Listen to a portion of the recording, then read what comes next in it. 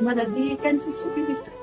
क्या होता है, आप तो माँ है इसलिए शायद हमारी बात नहीं समझ पाएंगे। मान लो अब इस बच्चे का क्या अपराध, नई अवस्था है, अभी तो नया कोमल बच्चा है, लेकिन अंदर जो जीव है वो बहुत पुराना है। उससे कौन कौन से कर्म हुए हैं, उसका परिणाम इस नवीन शरीर को भोगना पड़ रहा है। इसलिए कहते हैं भजन करो, नहीं इस जन्म का कर्म कई जन्मों तक तुम्हें दंड रूप में मिलेगा। मैं प्रेमानंद महाराज जी को सही मानता हूँ, लेकिन मुझे कहीं ना कहीं कुछ चीजें गलत दिखती है। जैसे कि इन्होंने एक बच्चे के बारे में बताया कि इसे कैंसर है, लेकिन इसके जो पिछले कर्म हो गए ये उन्हें उसकी सजा मिल रही है। लेकिन आप अगर एक चीज देखें, भाग्य में हर चीज है। अगर मान लो किसी लड़की का रेप हो रहा है तो इसका मतलब उसके पिछले जन्म के कर्म है कि उसने भी कभी किसी का रेप करा होगा, इसलिए उसका रेप हुआ।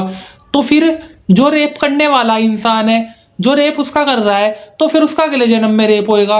तो फिर तो भगवान ने ये एक लूप बना रखा है जो कभी खत्म ही नहीं होगा।